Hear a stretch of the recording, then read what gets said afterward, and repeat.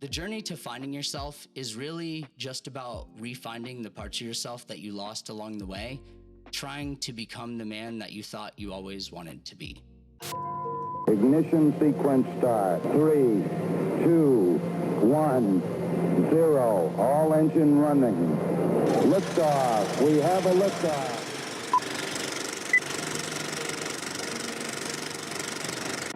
Today, I'm here hoping to be able to interview Joey Wilder. He is the creator, inventor, founder, you name it. We have Joey Wilder, first time coming on the show. But at that moment, I had a choice to make. I either hit this while it's hot, while people are hyped up about it, or kind of let it simmer out. And I've been told by many great mentors that it's all about the timing of things. Anything that is not meant for us does get removed. We can fight, we can scrape, we can scream, we can cry out, we can do everything and grit our way and, use this form of resilience that is really just beating ourselves down day in and day out to make it work. And I'm sure many guys know what I mean when I say you do everything you can to make it work. And I've got a lot of guys here that are live with me that are nodding their head. And, when I say doing everything you can to make it work, I've seen this in relationships. I've seen this in marriages. I've seen this in friendships. I've seen this in business. I've seen this in partnerships. I saw this in individuals that I once looked up to, and I don't want to say idolized, but I looked up to them. And then to just see that demonstration, at one point it jaded me. And then the other side of that, it allowed me to see that anytime we are put in that place where, we're questioning, we have an opportunity. Because the way I see it is what led us here, we can only own so much of the thing that led us here. And I want you to ask yourself the question, did what happened or what you did or what someone else did make you a bad man or a bad person? Or does it just make you a man that's capable of making mistakes?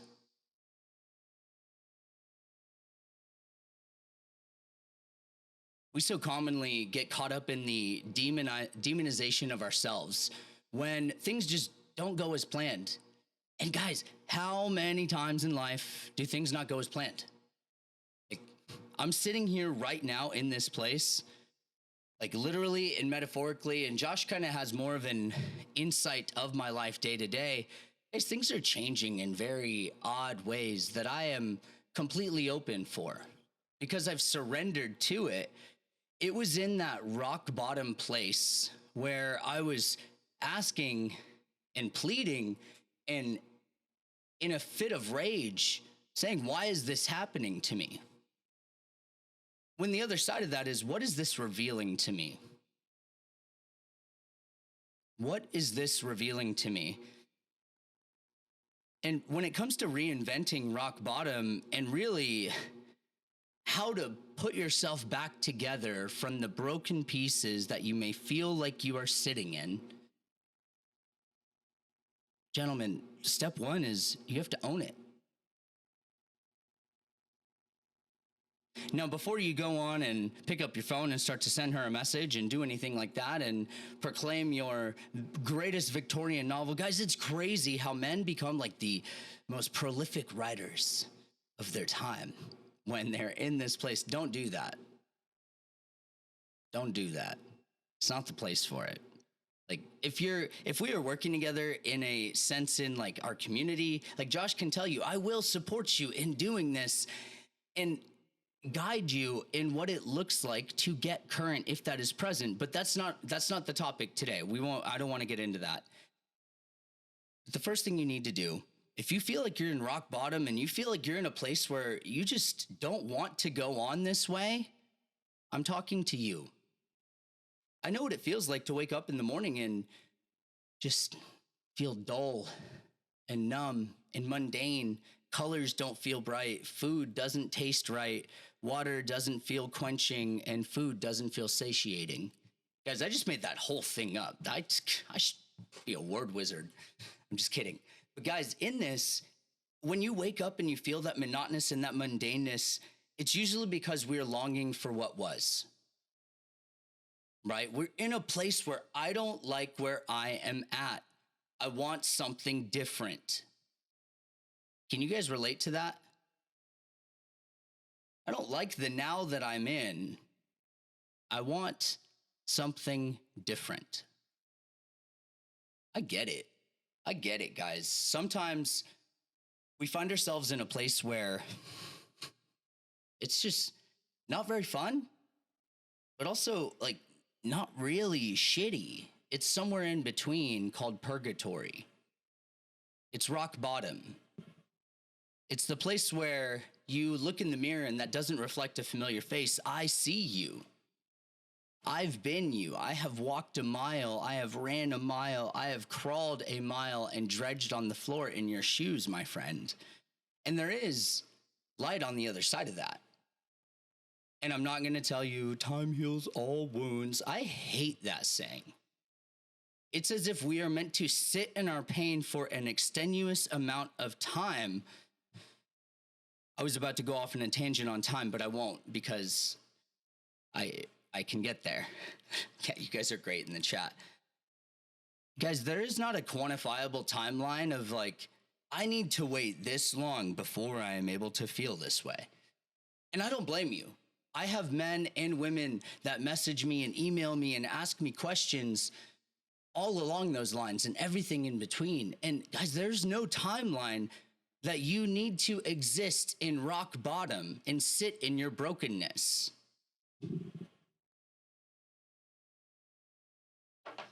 There is no timeline that you need to exist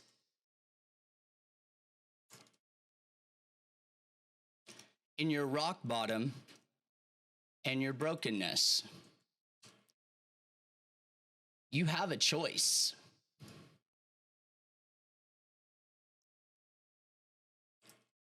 Which is number 2. Make a choice.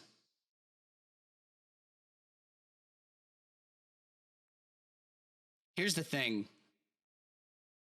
Many times we believe that where we are at is by causation and circumstance. And while true, at the same time, you have a choice.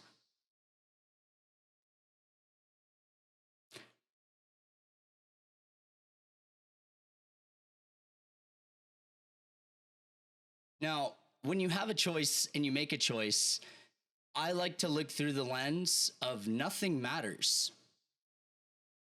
Okay, put that at the forefront for a second. Nothing matters. Okay, there's nothing. You have nothing. Now you get to choose what matters.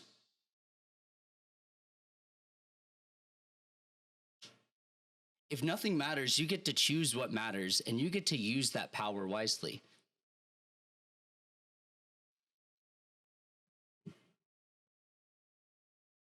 You get to use that power wisely.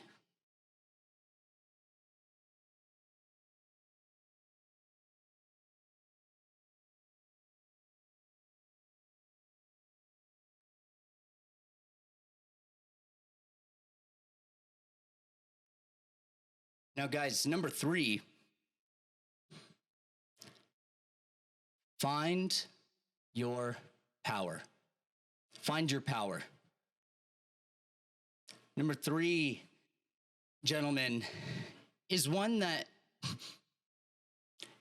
you get to choose in this place what enables you to feel powerful from a place of conviction, from a place of values that you hold true and will hold yourself to and those around you.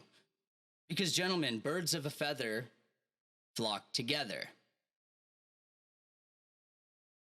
When you are in this place in number 3, Because, guys, I want you to get out of rock bottom. That is not where you are meant to stay. There is a version of you that doesn't give up. There is a version of you that has all of the things that you're desiring to have.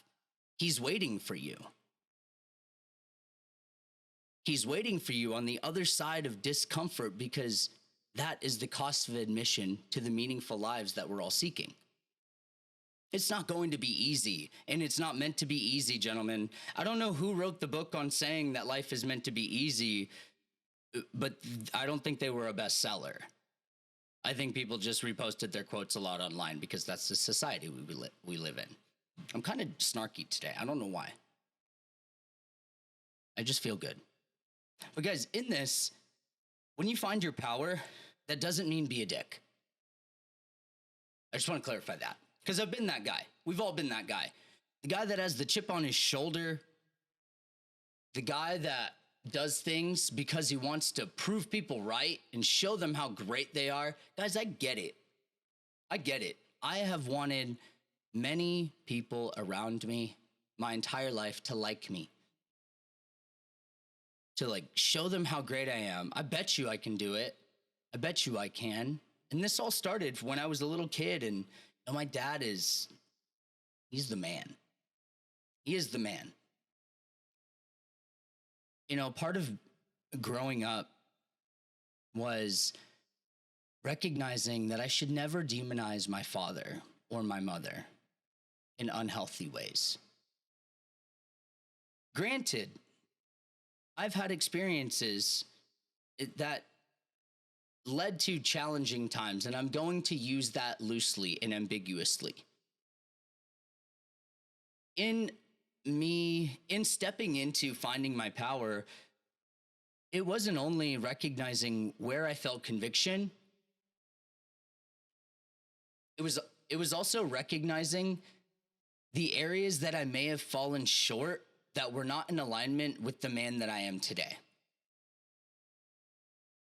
The areas where it's like, you know what? It wasn't about being right then. And I understand when I've made a mistake and I have said something through a lens or done something in a way, but that is not my heart now. You guys have done a lot of that recently. And I inspired Josh to do a little bit of that too. And I hope in sharing this and finding your power, that's a part of it, guys. Because all of those things in the back of our mind where, and I'm not saying go reach out to every single person that you've ever heard. Do not misconstrue this. But there were some things that were present between some people in my life that I wasn't happy with where that sat in my mind when I went through an experience in life. And guys, right now I'm in this place of massive renewal and shedding of the things that I do not need. I'm removing friends, and I'm doing it delicately. I'm letting them know that I currently, with where my life is going, no longer have space for this friendship as it is. And it is not personal. It's simply, I do not believe with where I'm going that I can have the capacity in what this friendship normally requires of me. And with that, I choose to release us both from this friendship. I wish you the best. I'm open to hearing your response. I will not be changing my stance. And it was nice knowing you. I hope you get all you want out of life. Because sometimes the people that came with you here cannot go with you there.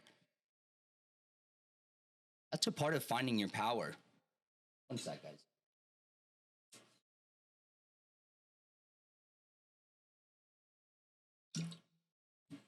You know, just chugging down the Mickeys. I'll never forget the day that someone told me, like, yeah, we all thought you were drinking Mickey's. And I'm like, it's Mountain Valley spring water from the mountain. Everyone always thinks it's something weird, though. I just like fresh water. Guys, in Tennessee, I used to go to a spring with my dad and like in my hands. It was great. Guys, a part of finding your power is letting go of resentment and bitterness. Let it go. Let go of the resentment and bitterness that is holding you back from being the compassionate, convicted, powerful man that you know you are. There's no room for resentment there. Truly. I stand by that statement. As I've gotten older and have stepped more into different areas of my life in more powerful and convicted ways, and really sat with and thought through, how do I feel about this? What is my value behind this? Why do I feel this way? What led me here? And I can tell you guys, everything that I am choosing to believe in and hold myself to, and that I have, is not due to conditioning to keep myself safe. It's from choice of values that I choose to hold myself to and will hold others to. And it is not personal if they cannot ascend to that. And sometimes you get to demote people. I'm just in a phase of shedding layers I do not need. I recognize when I have given too much proximity to those that should not have access to me at all. I own that. I take full responsibility because I wanted people to like me, and I still do too. And I don't want people to like me. I don't need people to like me. I have people that love me and care for me and respect me, and I respect them.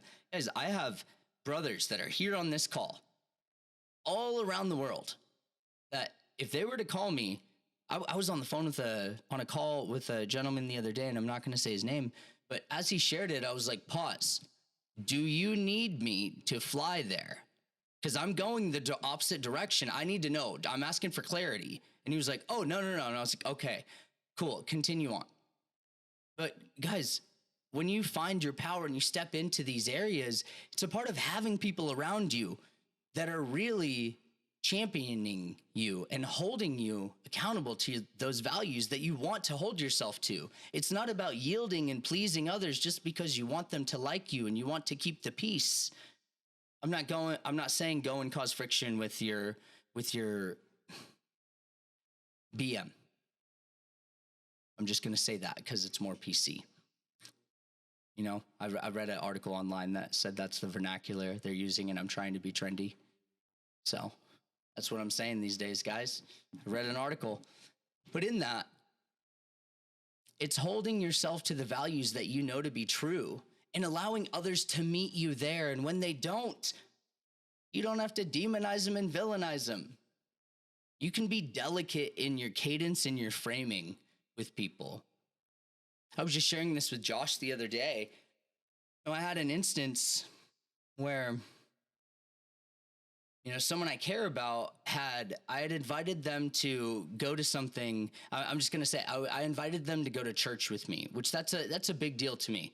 And I'm a man of faith, and I have no judgment for those that, do not walk a walk of faith, but I'm using this and I'm giving context for me. If anyone ever wants to have a theological conversation, I'm totally open to it because I love all of that. But in this, I invited her to go to church with me. And in it, we had a bit of miscommunication. We were in the moment, and I dropped it anecdotally. Normally, there's 2 services. The later one was canceled that day. And she woke up 4 minutes before it starts, and she lives 30 minutes away. So I'm giving context, guys. Okay? So as she wakes up, I text her. I'm like, hey, I'm heading into the service. I own the fact that I was not clear in the time. And I will also add that I just realized the 11 is canceled today.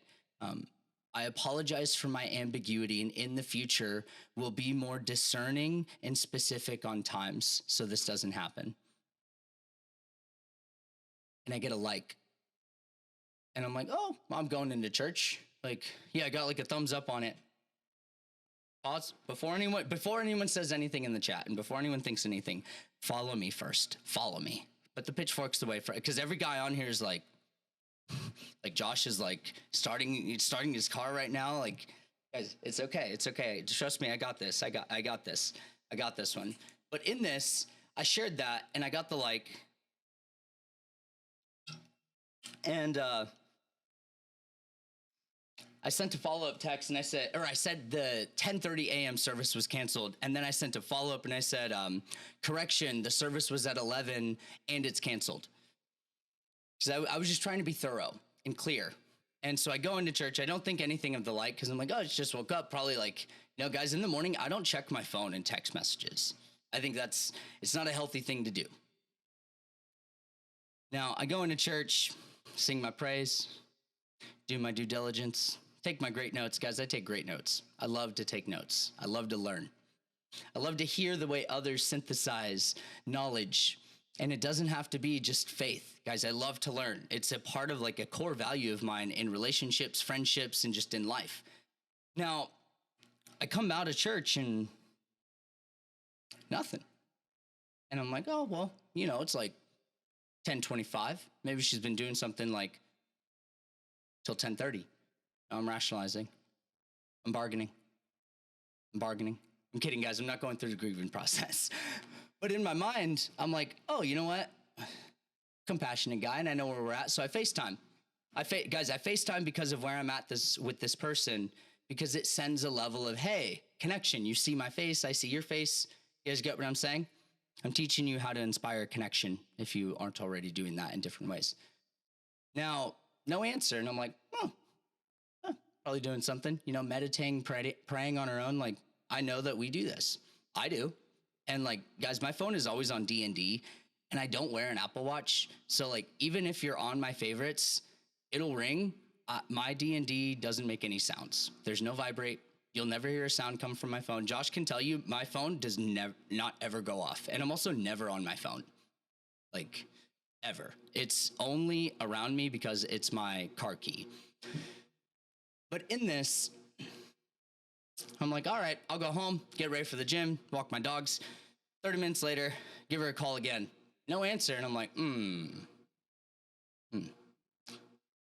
My feelings are hurt. I'm starting to create stories in my mind. And also I got that and that feels dismissive. And this feels like stonewalling. And in the past, I would accept this and sweep it under the rug and give them space and, let them do their due diligence. That's not me and my power. Me and my power is sending a follow-up message that says, hey, I recognize and completely own how there was miscommunication and how it may have felt me going to church without you. Granted, I haven't been told how you feel because I haven't heard from you.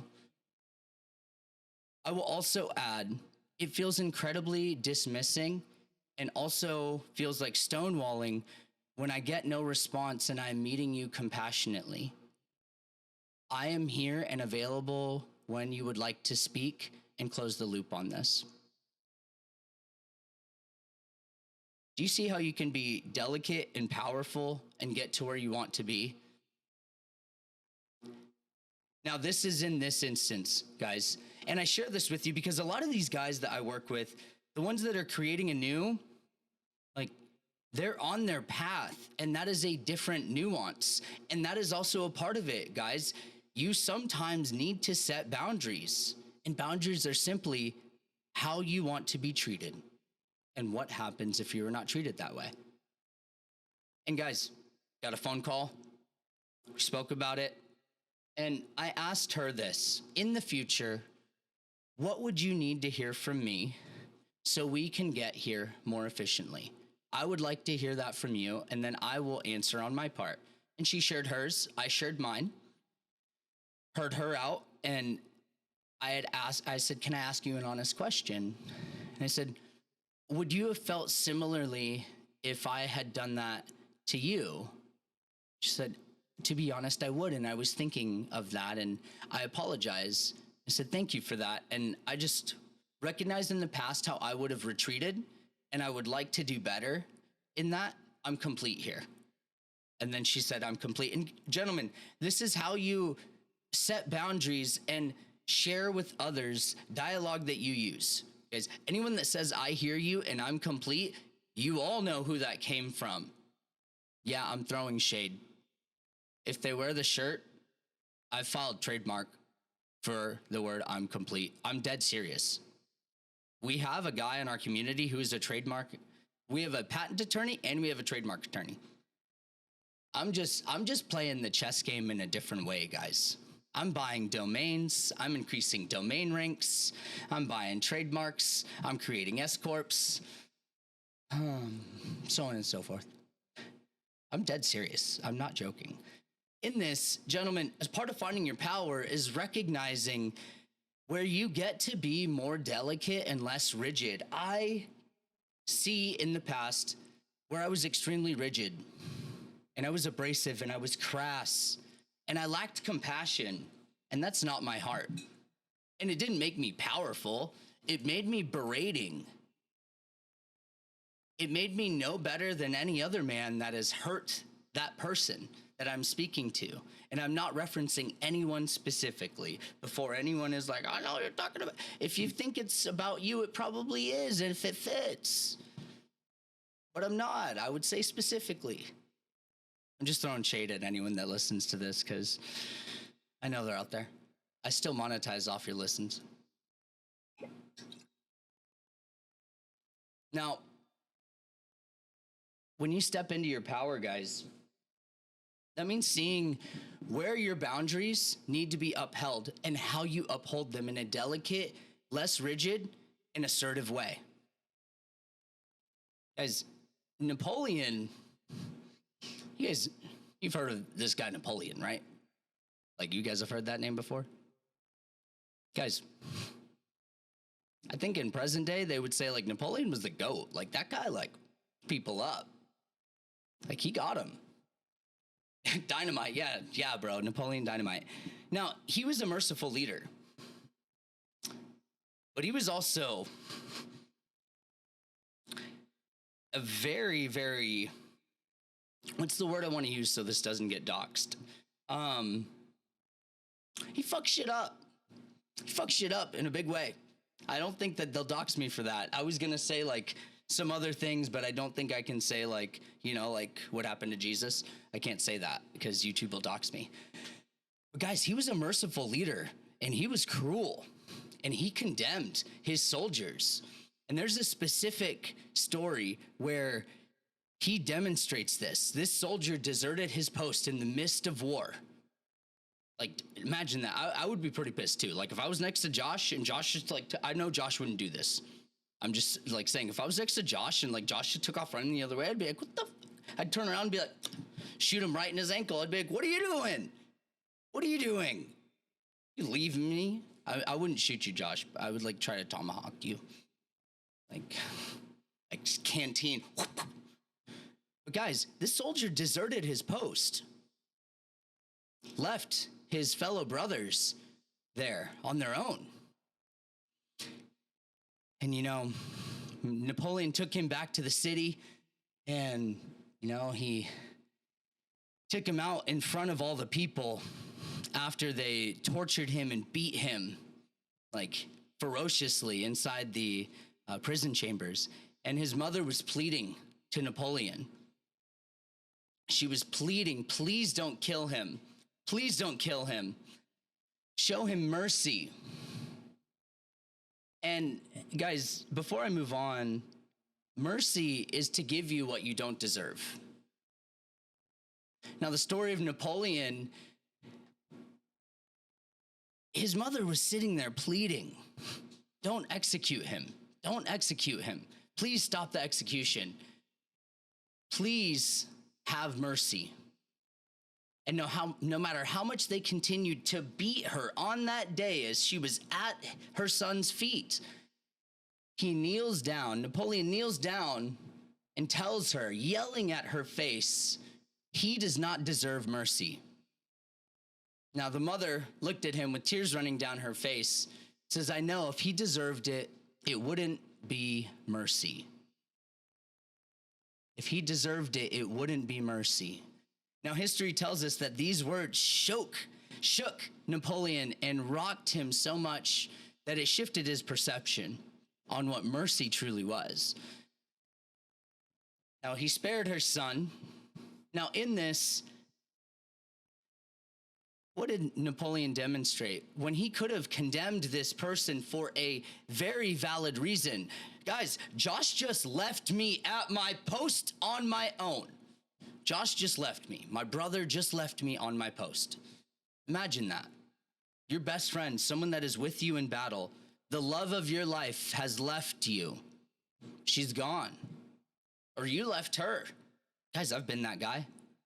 I've broken hearts that I've had to rectify for, and also take the bludgeon for at times when been in instances where it was appropriate, although not valid in the rhetoric and dialect. I'll say it that way.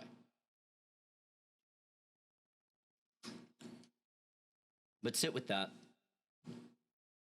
Your best friend is next to you, and they hurt you deeply. They used you and manipulated a system. I've been there. I've been that guy. I know that path all too well. And I remember wanting to teach everyone a lesson. Show them that although I am a calm, docile man now, don't get it fucked up. I still am who I am. And that's the part of me that I struggle to accept and love. And that's the part that I had to let take a back seat. Sometimes a part of finding your power, I shared this with the friend that I mentioned earlier. I said, sometimes a part of finding your power is recognizing that that beast inside you, everyone has one. Everyone has one. However, I don't want to say others are much more ferocious than others. Others are less tamed. And when they're less tamed, that is a dangerous person. Not because they're going to go out and, do anything with firearms, miss me with the gun control conversation. Half the people that have gun control conversations have never operated a firearm nor understand how a firearm operates. And I agree with regulations in certain nuances. I agree with that fundamentally. However, you're not going to take America's guns. There's way more patriots here than I believe many people realize.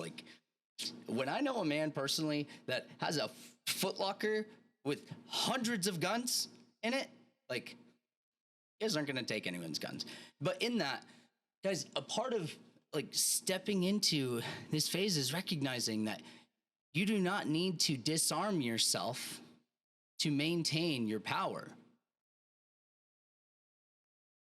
A part of being in the battlefield is recognizing that there's parts of the battle that you will be bearing your sword, moving your way forward. And there's other parts where you will be bearing your shield, ensuring you do not get harmed as you move forward in the path of life. You guys understand that? It means continue to use discernment.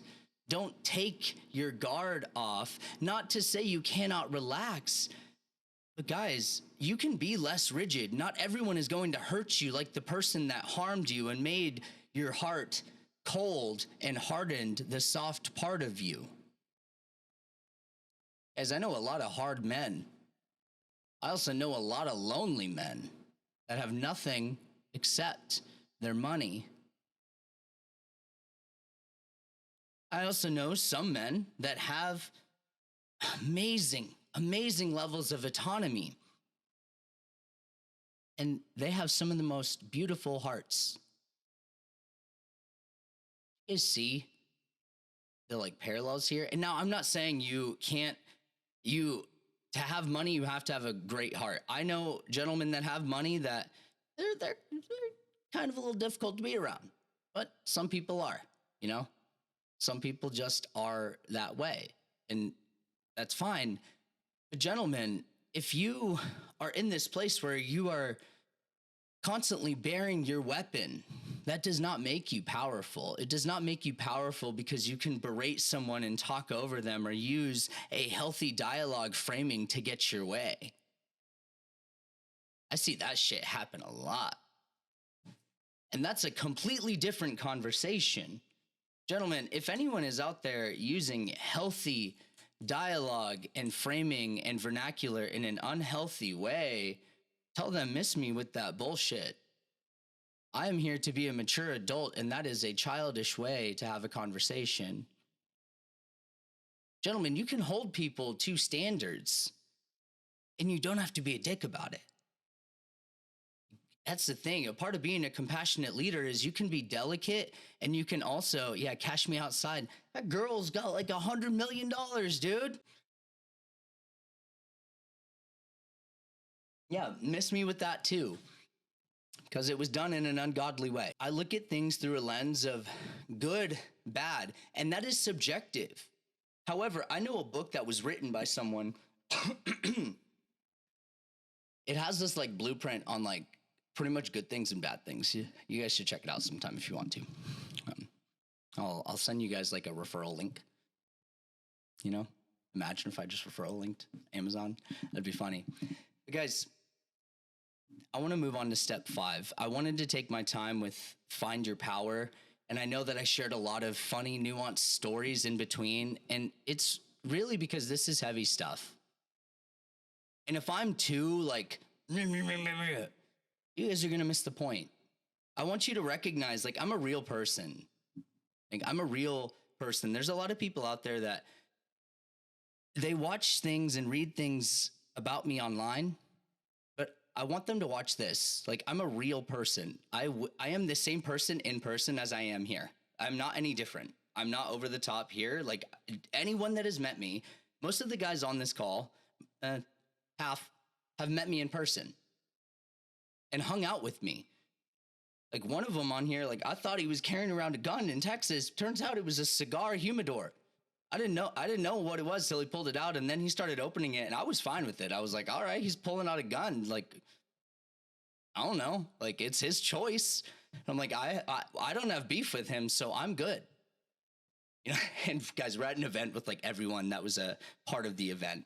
But guys, anyone that knows me in person, I'm the same person. And my hope with this podcast, in this episode specifically, is you allow yourself to begin to reinvent your rock bottom and put back the pieces of your current brokenness.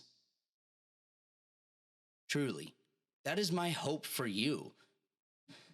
Because your story should be a testament of the largest comeback, grace that saved your life, and man, the brick by proverbial brick path that you chose to take to not only getting back to baseline, but far past that. Guys, stop saying, I want to get back to feeling like me.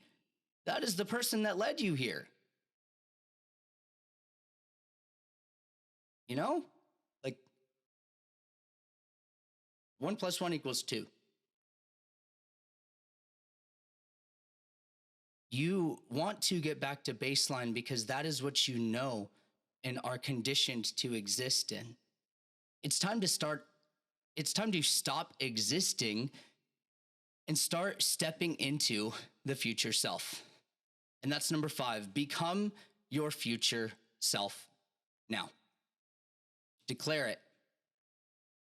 Declare it. Now, as I say that, you're probably like, oh, that sounds cool. That's super esoteric. You're close to Encinitas. No, I'm not.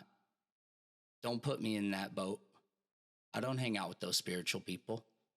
Satanists. Sorry. I just believe what I believe. If you pull tarot cards, you're speaking to the devil. If you got crystals, those are omens. If you're using yoni eggs or any type of crystal wand or anything of the sort in your root chakra, you're casting spells and you're doing rituals to Baphomet, Baal, and I can go on and on and on in every different vernacular and dialect. You can say you're doing rituals and all of that. And I mean, guys, Solomon was taught manifestation. He killed 300 people, then he was condemned. But you know who gave him that? Jesus. So in that, when you become your future self, guys, to synthesize this, a part of it in that is letting go of the things that led you here. Letting go of the beliefs that led you here. I am not good enough.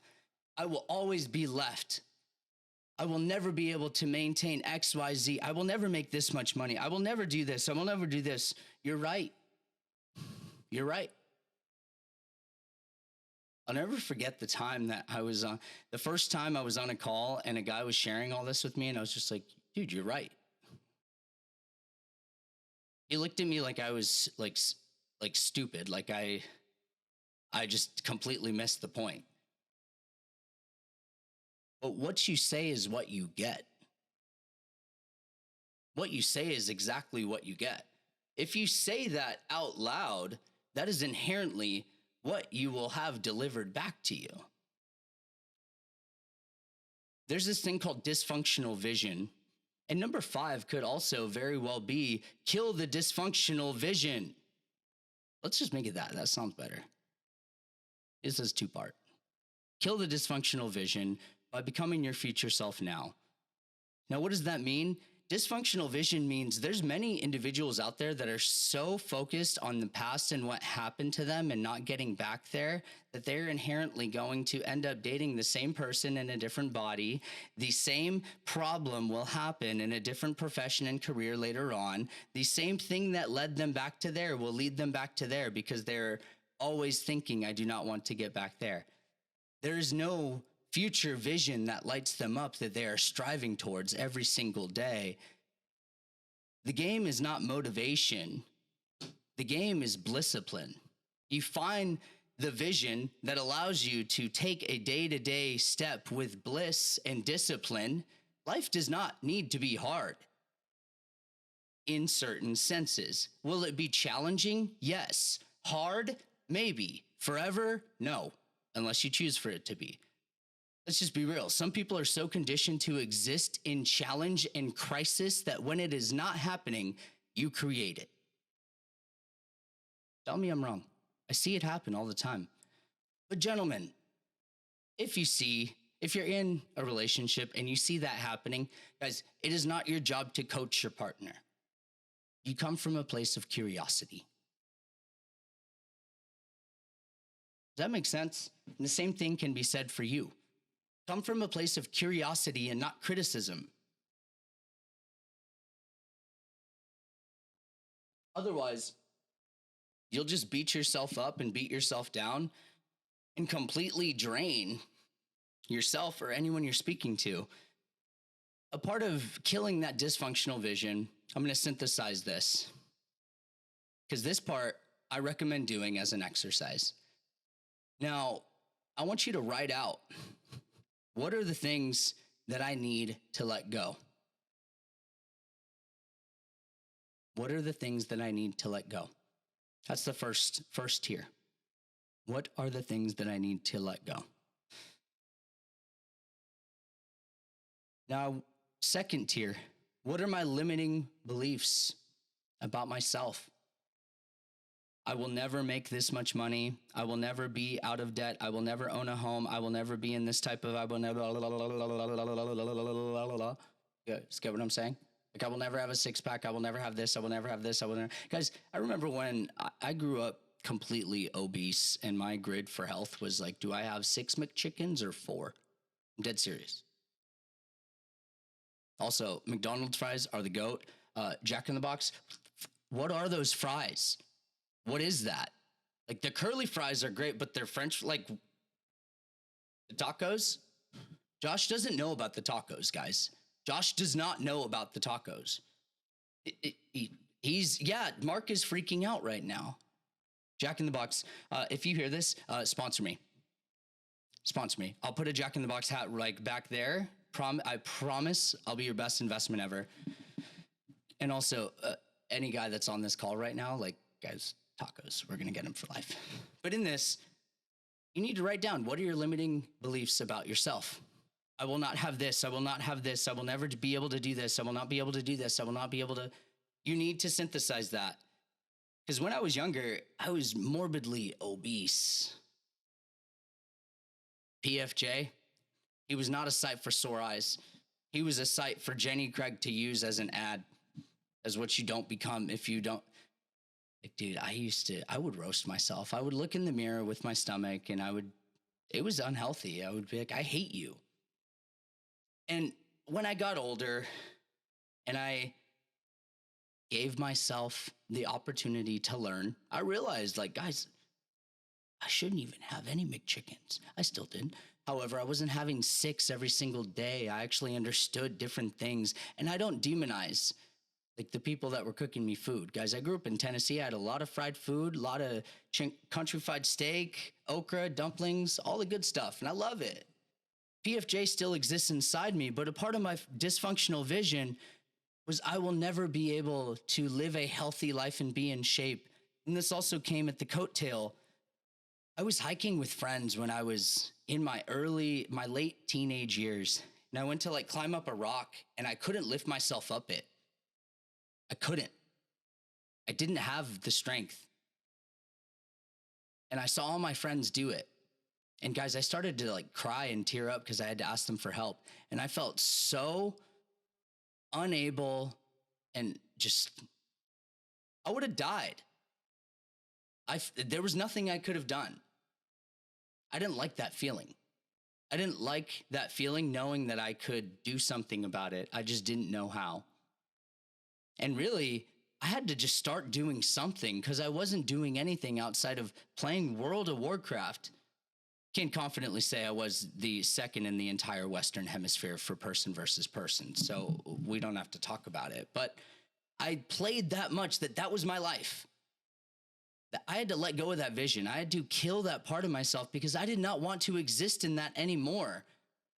Guys, none of us would have met had I continued that path. But that was all I knew. Maybe a part of your next level? Yes. Yes, Lance. Yes. Yes, Lance knows.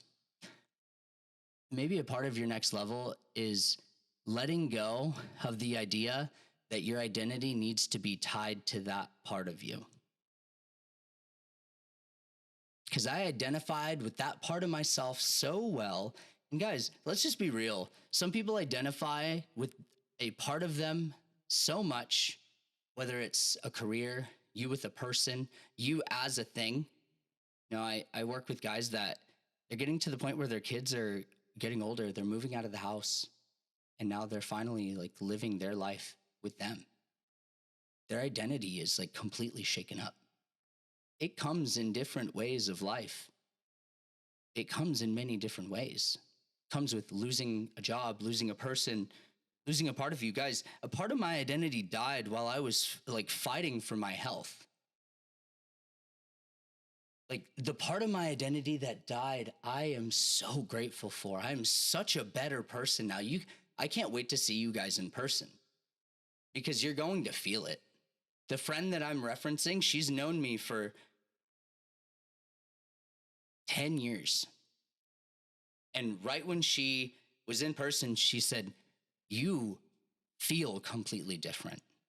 And guys, this isn't some esoteric woo-woo thing. This has come from multiple people. Like people that don't know me, people that like see me in passing, like at the gym, those people don't know me. Guys, when I'm at the gym, you can't talk to me. But it's a noticeable thing when you choose to let go of the identity that is keeping you from where you truly deserve to be. Is heed these words. There is a part of you that doesn't give up, and there's a part of you that has everything that you desire, and he's waiting for you. Now, this is the second part. After you write out all those limiting beliefs, guys, because I want to be conscious of time, the next step is you're going to write a letter to yourself 1 year from now, to the part of yourself that you struggle to accept. As some people know me by Joey, but the part of myself that I wrote to was Joseph. Joseph. Because that's the part of me that sometimes I struggle to accept because he wants to show the world how great he is because he wasn't always that great. And guys, guess what? I'm not. But I'm me. And I'm not minimizing myself at all. I don't need you guys to like stroke my ego in the chat or anything because I would do the same for you guys. This is what I'm getting at in that. When you recognize that becoming your future self means accepting and loving that part of yourself that you constantly shy away or overshroud with achievements and things that you do because you believe he won't be good enough on his own, that's the one that you need to write this to. That one. Now you're writing to him 1 year from now because he's with you as like you're on this journey, you know? And as he's with you, you are going to write to yourself all of the amazing things that you have accomplished that are completely crushing all of those limiting beliefs. Okay, you're going to contrast those limiting beliefs. If you told yourself, I won't ever make, let's say, $5,000 a month. I'm going to say 5. A lot of the internet says 10. And although I do believe they're one and the same, if you can make $5,000 a month, you could easily make $10,000 a month. However, we're going to set it at 5. I can't make $5,000 a month. I won't ever do this. I won't ever do this. You're going to write this letter to yourself. Man, what a year. Do you remember when you did this and now you're making this much per month and you're out of debt and you have this and you have this and you have this and you feel this and you do this and you do this? Get specific. The places around you. Those places that you maybe have wanted to go to, but you haven't tried because like it reminds you of that person or that memory or that time that you felt that. Go there. Reclaim the power on the place. Rewrite the story. And really what you're going to do is reprogram neurological patterns through synapses. And guys, it's not going to be easy. Sit with it. There's many times that I have gone to places, I shared this with Josh. I went to the places that I went with these people that were special to me in my life that I saw a future with at that time and that version of me did. And I went to those places and I released myself. I released my heart. I released my energy. I released that energetic prison that was keeping me there. There's guys on this call that need to hear this. You need to release yourself from that energetic prison. I'm not talking ho'oponopono. That's not what I'm talking about. I'm talking about literally you and you have that conversation. Yo, dog, it's time. Release yourself from that energetic prison that is keeping you here because that level that you want to get to, it's possible. But I gotta love you. You gotta trust me. You know what I'm talking about? Until you love that part of yourself that you struggle to accept, that you're constantly like convoluting and shrouding over with achievements because you want others to see how great you are, you're already great. You're already great. And you don't need someone else that is going to superficially tell you that to prove that. Those things are being removed so the right things can be placed in. But as long as you're holding on to this, you don't have the space, dog. Like, have you guys ever played Tetris? Guys, you got one level left and you got a long block coming. You're fucked. I don't know why that was the visual I thought of, but like, I don't like to lose in Tetris. Guys, I used to play that for hours growing up. I didn't have many video games. If you truly want to get out of the rock bottom that you're in, guys, this is the path. This is the path. And I'm not just blowing smoke. I have used this myself many times again, and I come back to this, and it's not a formula that's gonna, all right, I'm one and done. It is a rinse and repeat. But as long as you're holding on to that bitterness and you don't make a choice and you don't own it, and you're just coming from that place of, fuck it.